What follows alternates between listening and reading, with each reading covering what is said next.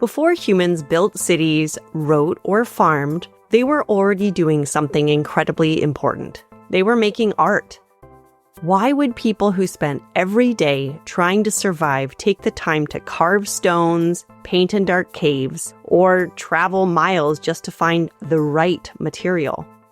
Let's go back tens of thousands, sometimes millions of years to uncover what the earliest prehistoric artworks can teach us about being human. Prehistoric art refers to art created before written language existed. This spans a long time, but one of the most important periods is the Paleolithic era, or the Old Stone Age. It lasted from about 2.5 million years ago to around 10,000 BCE, when humans lived as nomadic hunter-gatherers. Life was challenging, and survival was the top priority, yet people still made images and objects that went far beyond their basic function. This tells us that art making was also one of the earliest human impulses. So let's start with one of the oldest objects humans ever shaped, called a handaxe. These appear almost 2 million years ago, long before Homo sapiens, or our direct human ancestors, existed. Handaxes were tools that helped early humans cut meat or process plants more efficiently, making them an important technological advancement. But if we look closely, we notice that the edges are carefully shaped, and the overall forms are symmetrical, and even the stones themselves often have striking colors and patterns. These weren't just random rocks. Their makers cared about how they looked. And humans continued to make them for millions of years. When Homo sapiens evolved about 300,000 years ago, they too continued to use this technology. Even at the earliest stages of human history, we see the desire to shape the world with intention, and we find the impulse to make things that are both useful and beautiful.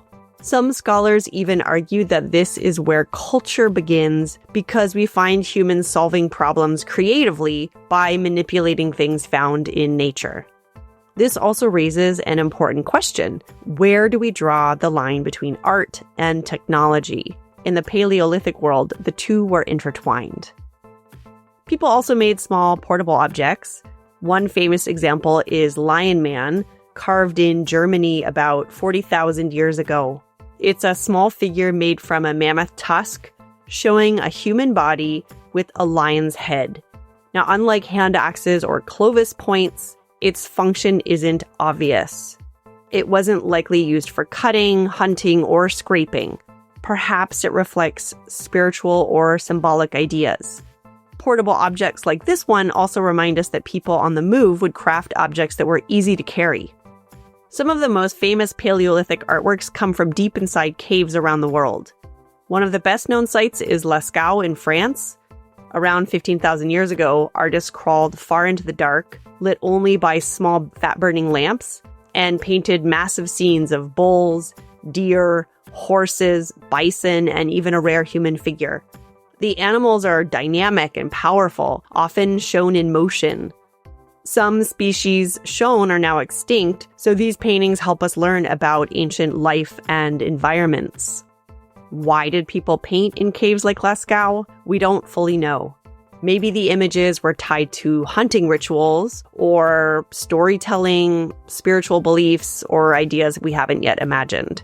But we do know that creating these images was difficult. It required planning, materials, firelight, and obviously determination to get inside and paint them. Once again, it tells us the paintings mattered. As a quick comparison, caves weren't just painted in Europe. In Cueva de los Manos in Argentina, artists created incredible handprint stencils by blowing pigment through hollow bones. This global spread of imagery shows that the desire to represent the world is a widespread human impulse. So when we study early objects like handaxes, Clovis points, and cave paintings, we're not just learning about tools or images. We're learning about our human ancestors and the human impulse to create and understand the world around us.